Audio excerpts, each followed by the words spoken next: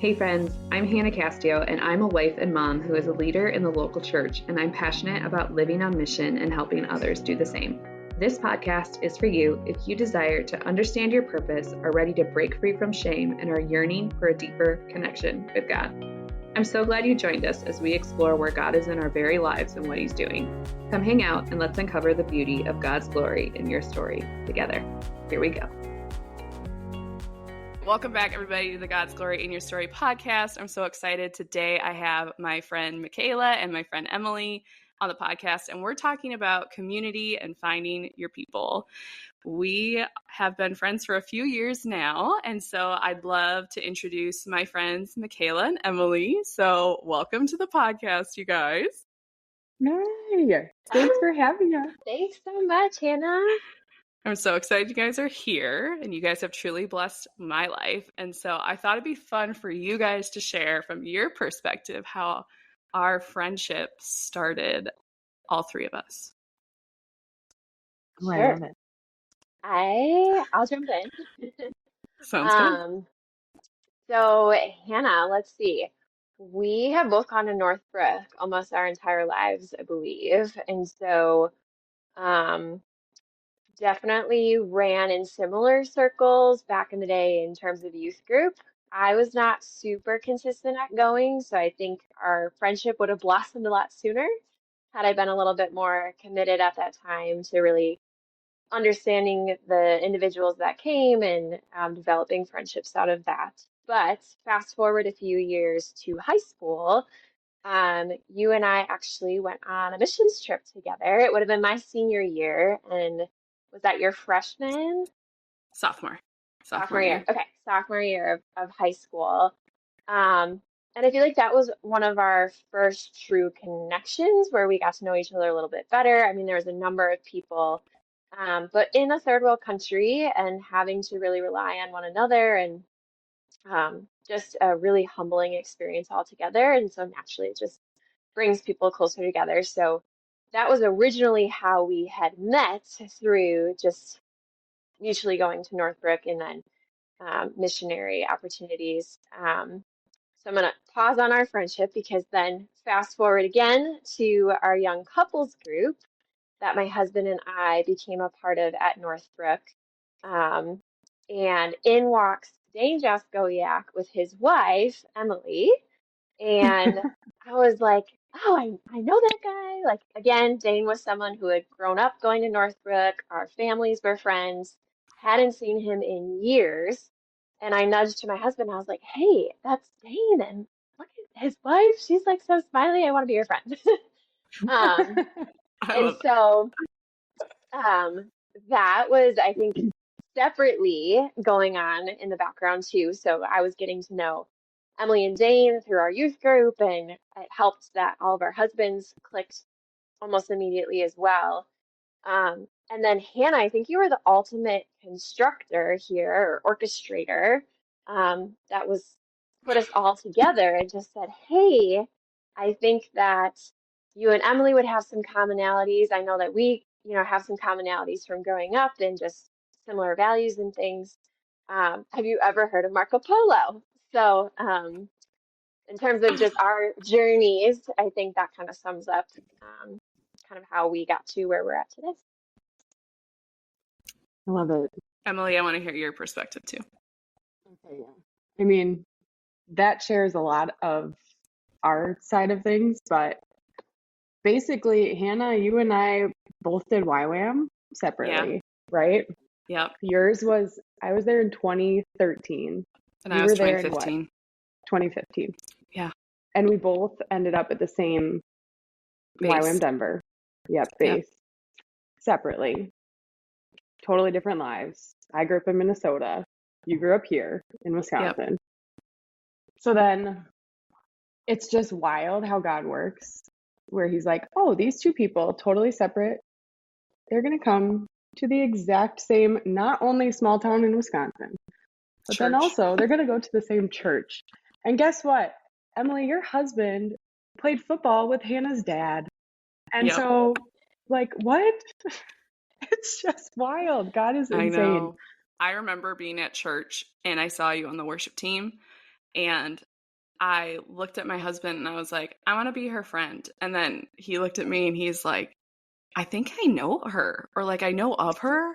And I was like, shut up, you do not. Like, we just moved back to my like home church after being married. Like, there's no way you just know the girl who's singing on the stage. He's like, no, I think I've seen her at the base before. Like, I think I have mutual friends. So then I asked my dad and I was like, do you know who was singing with Dane? He was like, oh, that's his wife. And I was like, what? Steve thinks he knows her. And so then I like totally Facebook stalked you. And then my dad sent Dane a message saying, hey, Hannah went to YM Denver. Didn't your wife do some stuff with that or something? So crazy.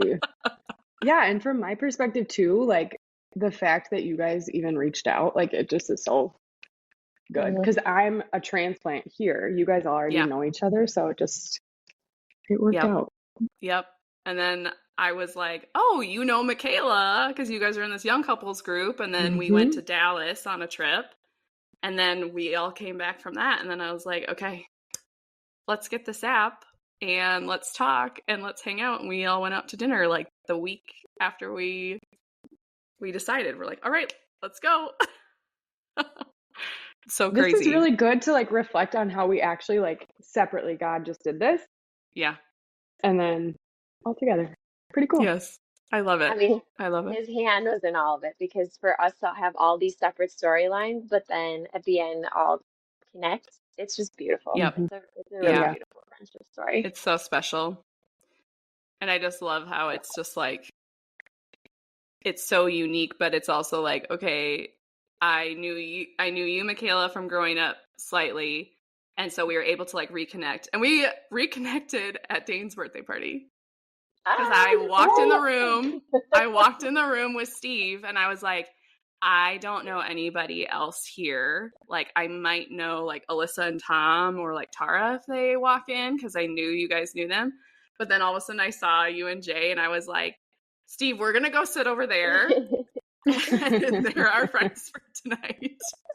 And then I was like, wait, you're going on this trip. It was just so crazy. So I just am always like, this is so fun of like, just how the Lord like brings people together and just so intricately for all of our stories. So I love that.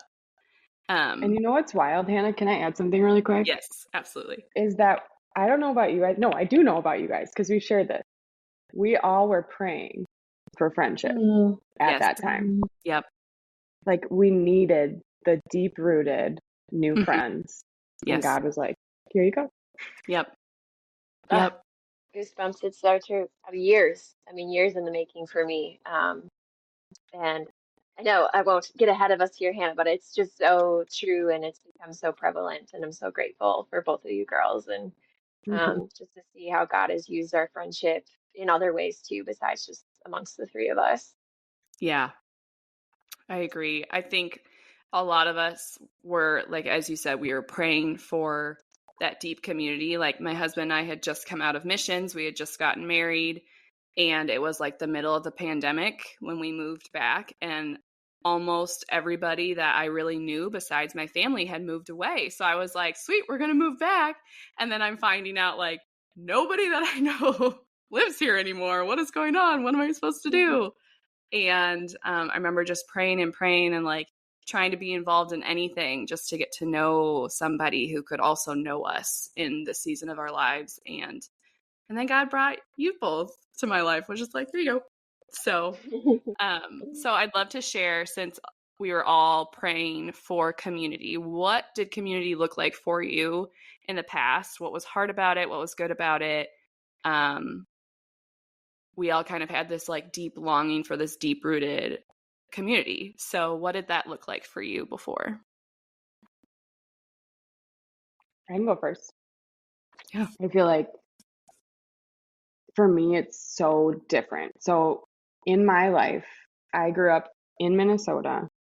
I married somebody who grew up here and had deep roots here, knew a lot of people, went to high school with the same people that he's now acquaintances with, right? Like, yeah, it's a very small town. And so moving here was very, very intimidating. Because, you know, when you're younger, you picture getting married and maybe knowing people. I don't know where you're going to move to, right? Yeah. Or if you don't know anybody, you know, in my situation, I didn't. So I really had to put myself out there, honestly. So joining the worship team and doing things like that was really helpful. But I think that's the big piece of it was I had to put myself out there, put myself out there, put myself out there. And that can be hard, really, really hard. And really hard to make like the deep connections, I guess. So Yeah. I don't know. I feel like, yeah, I don't really have more to add than that. Yeah. Yeah. But Yeah. And opposite, I have lived in this general area my whole life. Um, so I've had a number of different friend circles, friend groups. I've continued to have similar friendships since I was little because small town Wisconsin, everyone knows everyone, right? And so um, I think for me, what has changed, like talking about the past and like those friendships, I would say for the longest time, I cared more almost about quantity over Mm, quality because there was something associated that looked good if you had a lot of friends, whether it was literally the number of friends you had on Facebook, the number of friends that you hung around with in high school. Um, and that filter got smaller and smaller for me as I got to college because college was the first time I actually had a harder time making friends.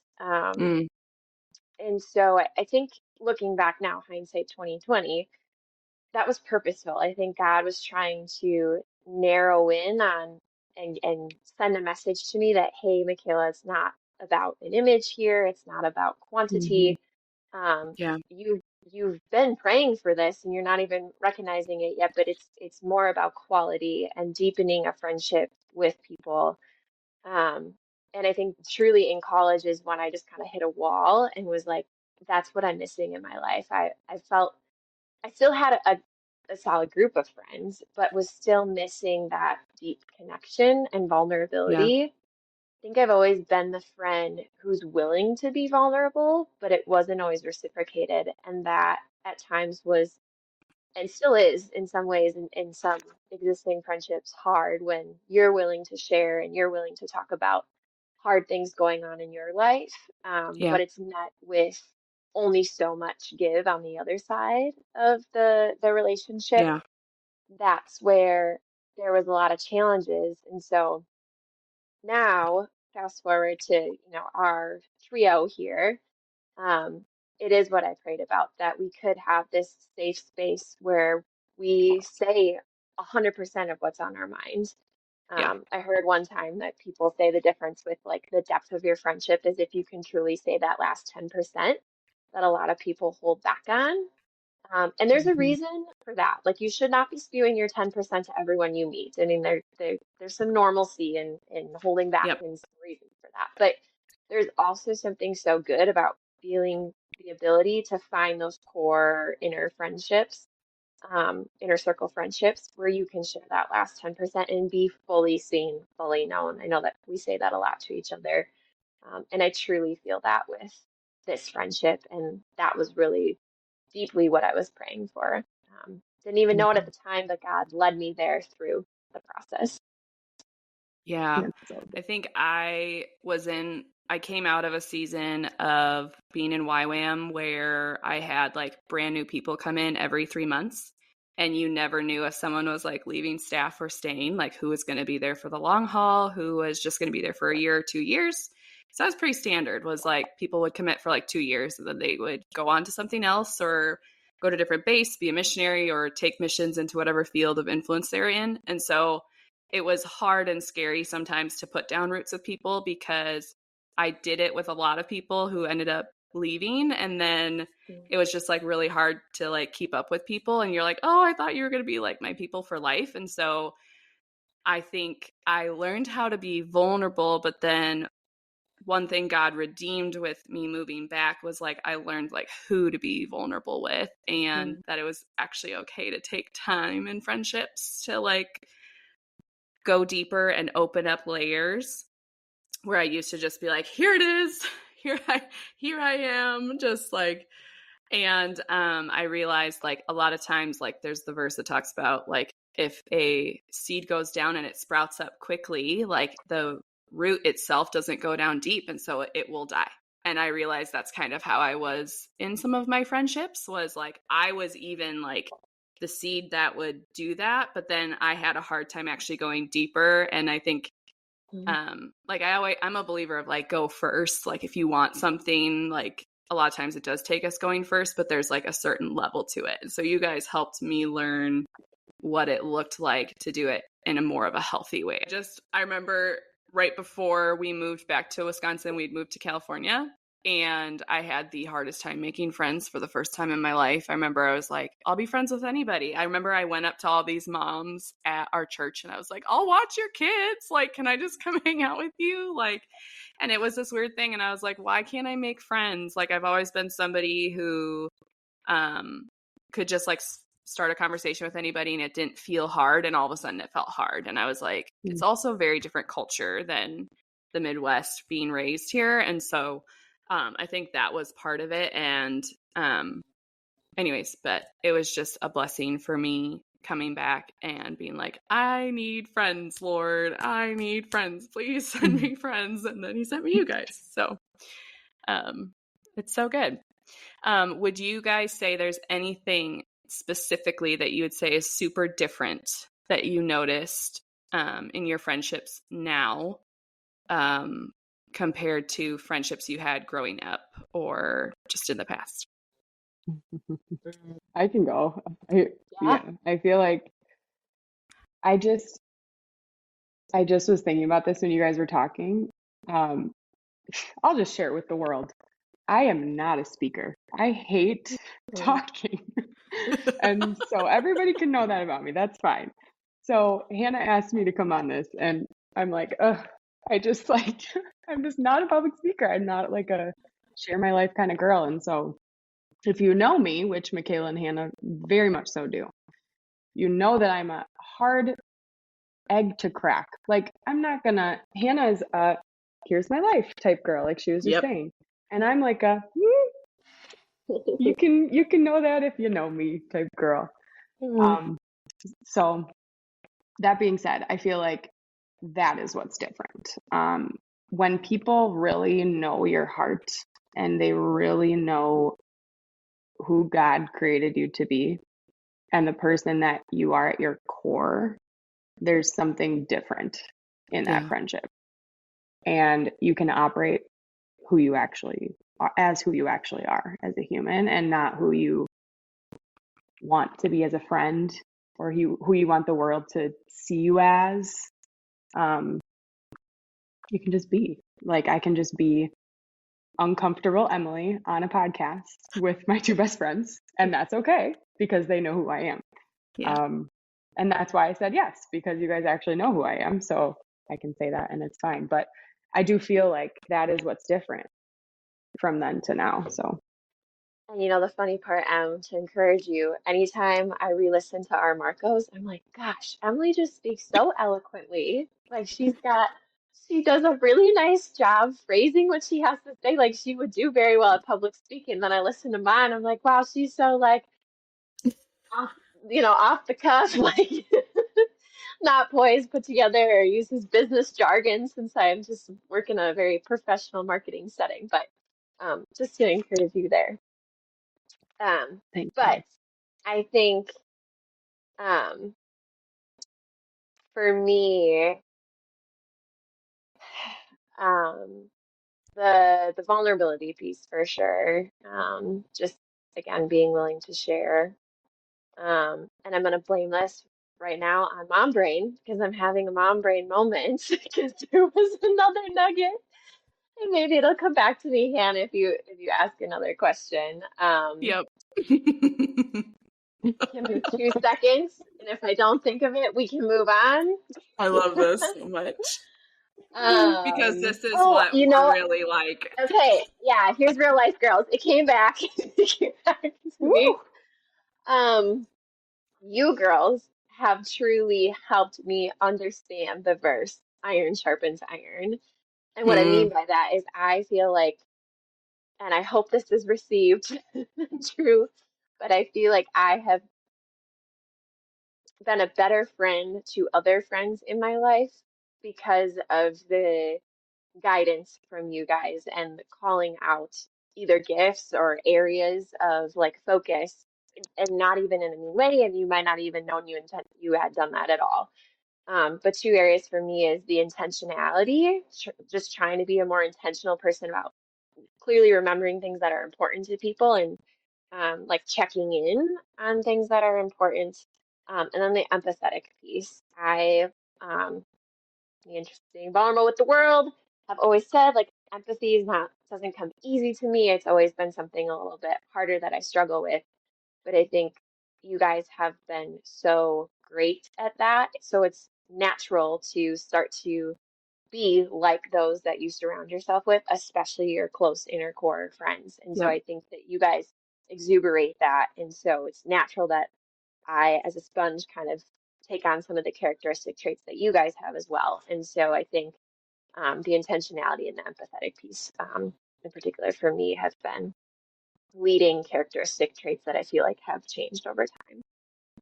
And it's not Yeah. even like God is like, oh, hey, you guys are great friends. You're all going to be the same. That's not what he's saying. He's Right. saying, oh, wow, you are this way. Emily, you don't like to talk. Hannah loves to talk. Michaela loves to talk. They're going to bring it out of you, for example. I don't know. Right. That's just one One, example. But you know what I'm saying? He's Yes. saying you're all different and that's okay. It's actually awesome. Yep. It like it's a compliment.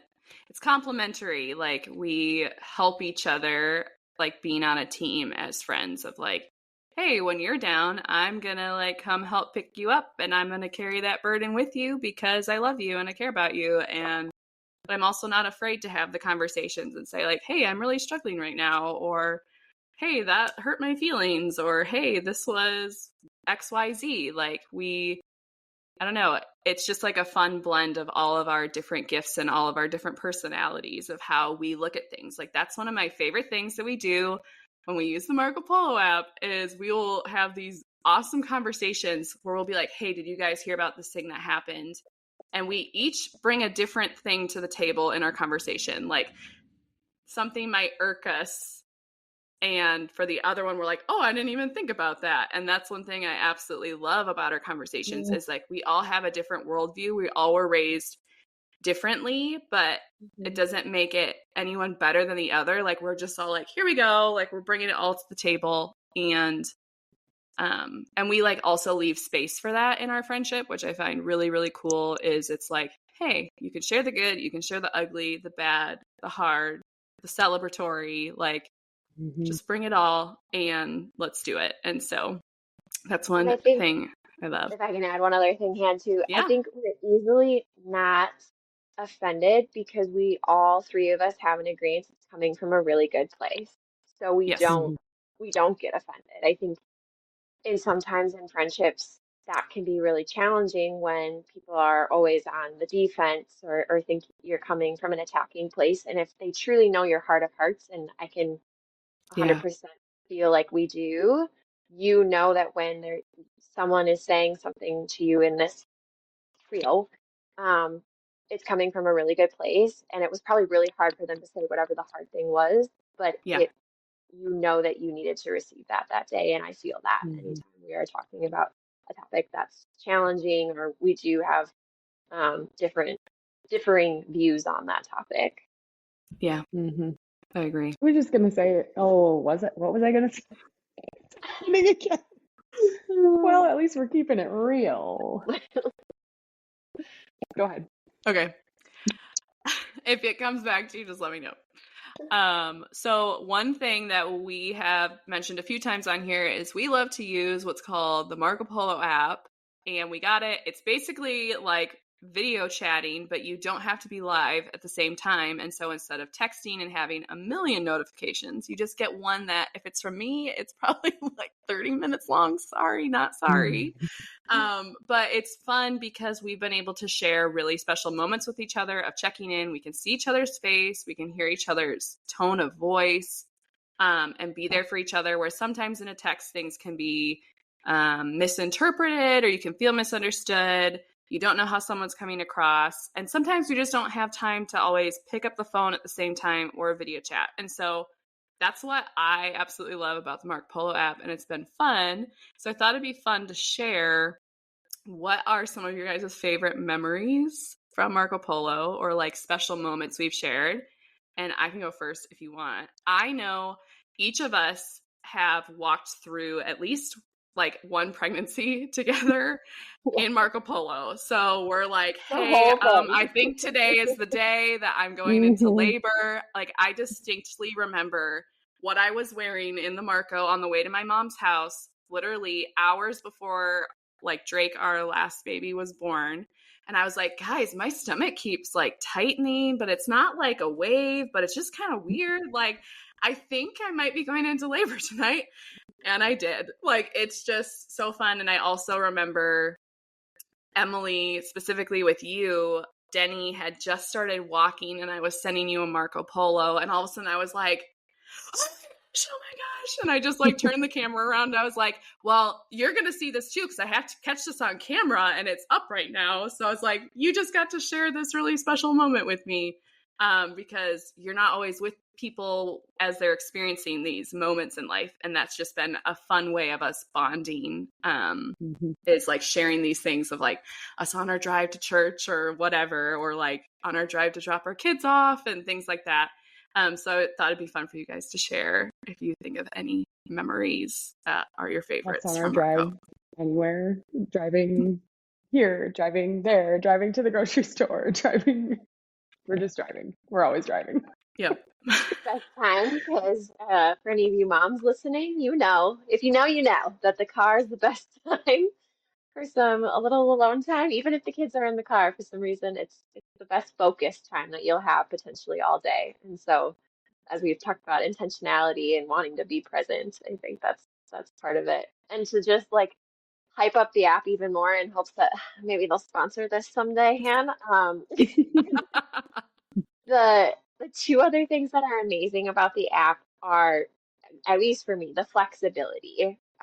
In terms of sometimes a text or a phone call can feel so immediate, and in that moment, I might be nap trapped and I literally can't hop on a phone, or I don't have my phone near me, or something else important is taking up my time and space at that moment. And so I know that I don't have the capacity to respond in the way I want to. And so I love that you'll get the notification. There's a mutual understanding that we will get back to each other. And so you can listen to it live or listen to it later. But the other piece and the other kind of side of the coin is there is some accountability. I feel like we've been Marco Poloing. I was trying to think, what, 2 years? Over 2 years? The three of us? Oh, it like had to be over 2 years. For 2 years. Every week. Yeah, sure. because Dal just turned 2 and we started that spring. So 2.5 years. 2.5 years. Okay, so think about that, ladies. 2.5 years that we have been forming this friendship. And certainly we do in-person things, and that is crucial and very important too. But this app has allowed us to stay so interconnected. And the accountability, because I think Jenny Allen talks a lot about, I know, Hannah, you had mentioned the Find Your People book, and I love her and I highly recommend the book. But she talks a lot about there needs to be accountability in order to have intricate friendships, because you need to consistently pour into those friendships. And that's why you can't have, 20 people in your inner circle, because it does take time. Yeah. And so the accountability piece for us is there is a little bit of pressure to make sure that we respond eventually. There's not daily pressure. We all know things come up.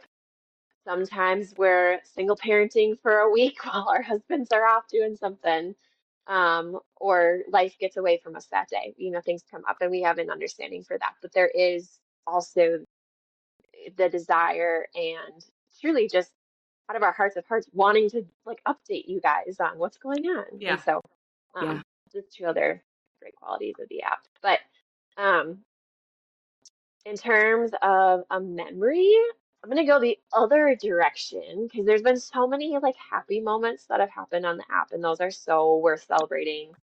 And we're always here to celebrate one another. I mean, part of what I love about us is we'll be celebrating for a few minutes and then we'll turn and then talk about something and cry about something in the next few minutes. And that's totally normal for the three of us, and that happens all the time. And I'm so grateful for that. The multifacetedness of this friendship is just so unique and needed. So like a memory that I recently had on Marco. Um, like I was saying, celebrating is super important. But recently, I've been walking through some various family challenges and was just explaining something that was going on. And some friends might have just packed on and said, "You're absolutely right. Like that's ridiculous. Um, I'm so sorry. you, you, you you said all the right things. You were perfect. Like, that whatever that situation that was crazy." But you guys didn't. And you actually were very balanced in how you responded to what was going on. And I felt a weight lifted off my shoulder because you guys were kind and empathetic to the situation, but also spoke so much truth into how to look beyond the situation and better myself because of the situation and be more loving because of the situation. And Yeah. um, those moments are so special to me and so crucial and was for me that day.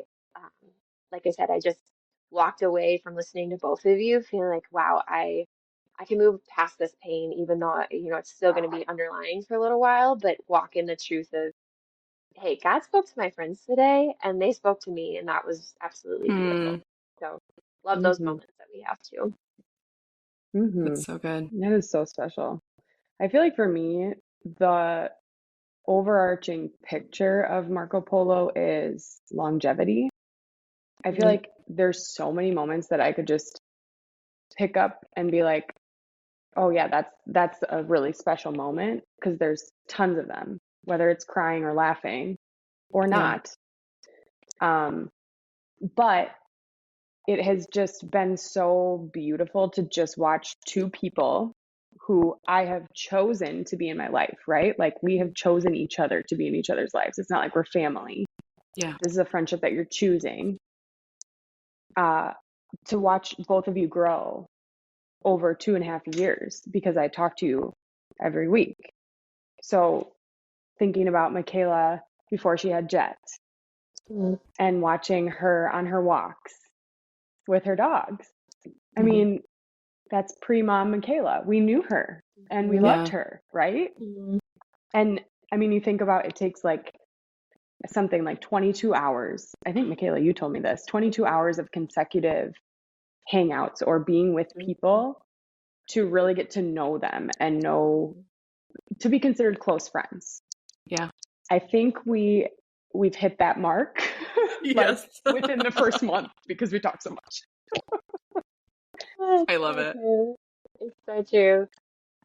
And the pregnancy, and I remember marking both of you guys, and I think you guys came on and you were like, if your contractions are that close, you might want to consider going to the hospital, which was, big joke because I, unlike Hannah, had Jet 24 hours later at that point. So, but y'all were there with me through it all. So Yes. I remember Good things take marking you time. guys after my babies were born, like with Dallas Mhm. in the hospital. Like it was like hours after, and I was just like, he's here, because I didn't even have time to like text everybody, like, we're going to the hospital, and then at home. So yeah, it's so special. And that's one thing I love is like we have said, like, yep, I'm choosing this in our friendship. And I'd love for anybody listening if we could give any advice for people, whether they have this app or not. What is like a piece of advice you would want to leave to someone who is craving community? They need that deep friendship. If you could give them like one piece of advice, what would it be? Besides to get the app, because it will change your life forever. It will. I feel like don't expect perfection ever. It's so easy now. I think it's basically the norm with social media and comparison to expect like your friends to show up for you in a certain way, to be a certain way, to react a certain way, whatever it is. And that's just not the case. We're human. I mean, it's like a sibling, it's like family that you're choosing. So you have to think about like, I'm not perfect. I'm not showing up perfect for you guys all the time. In fact, it's the opposite. And you guys still accept me for who I am. And that's why you're showing me as a friend Christ love, right? Like, it would be foolish to expect me to show up to be perfect. And then I'm not being vulnerable. And so, yeah, just don't expect your friends to be perfect. They're not. I love that. I like that I one. love that. I think the classic, you have to be a friend in order to want a friend.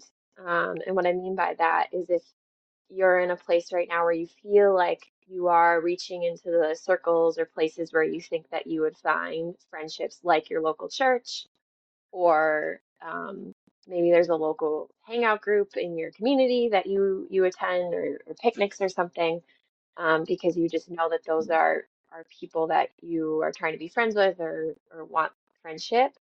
But it can feel lonely if it's not coming easy or you feel rejected from the past. So doing a little bit of soul searching and figuring out, um, how am I showing up to be the best friend that is inviting for others?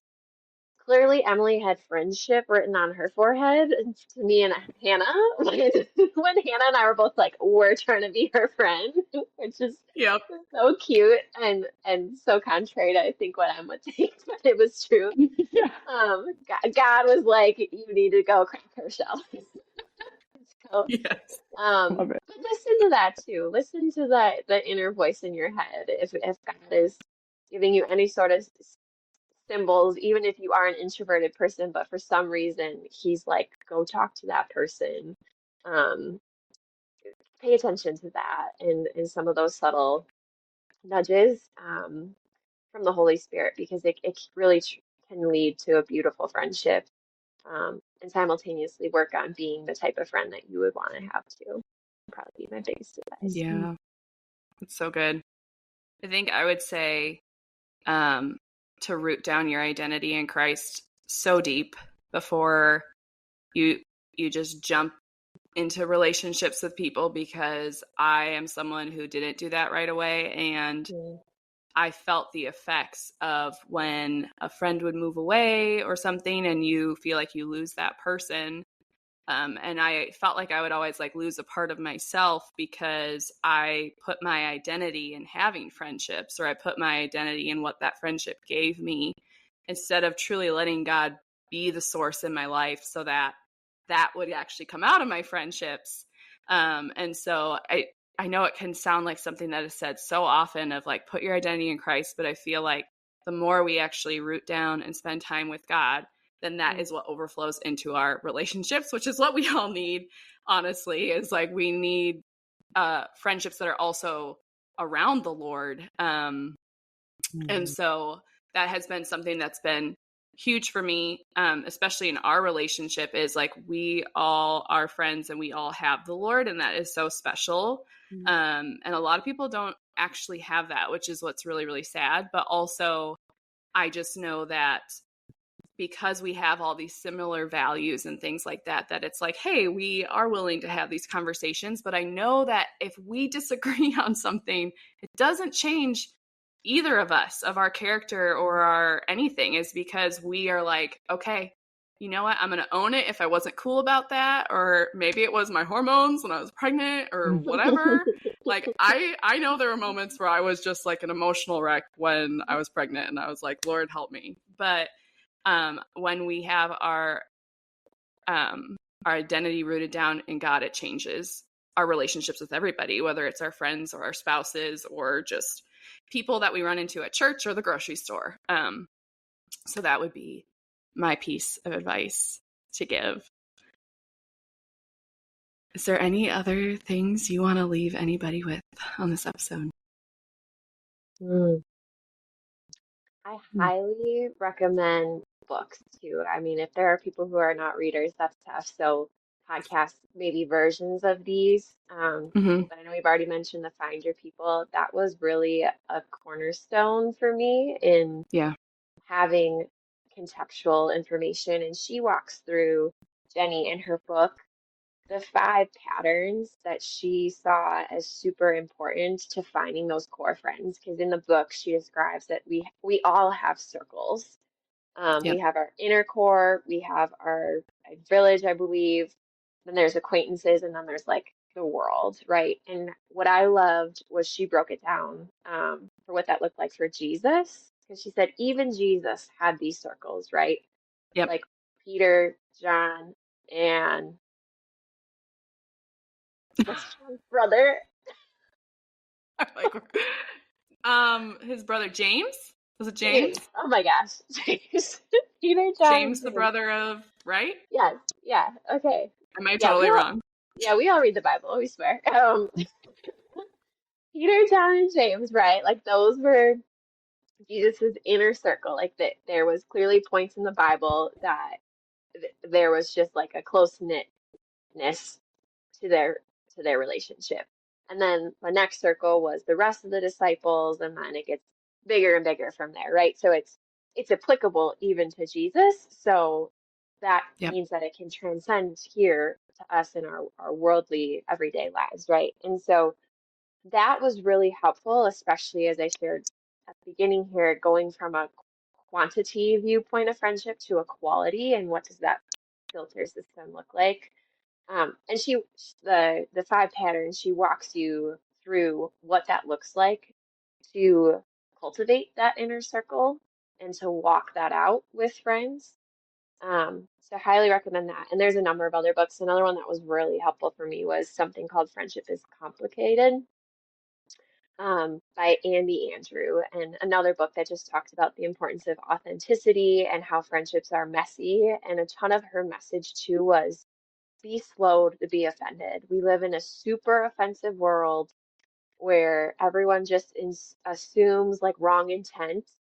And that's a really tough place to make friendships, and the enemy loves that. The enemy loves lonely people. He doesn't want us in community, and so we actually are pleasing, and God gets super excited when there's this type of community happening and deeply rooted friendships. So I'm a book nerd. That would be my sound bite at the end here, but um, I'll leave you guys with that. I feel like if anybody can take anything away from listening to the three of us chit chat our lives away on this podcast, I feel like they should hear that like this is like the real deal. Like we're not just like, oh, we Marco and we're like best friends and it's this beautiful social media worthy friendship. Like no, we actually like never take pictures together. Literally. We don't. We hang out once a month on the regular to catch up in person, and then we Marco Polo all the time, and we're in small group and we see each other at church all the time. But that being said, like it's the real deal. And when you have the real deal friendships, you know that they're the real deal friendships because those people stick around and they're still there through all of the things.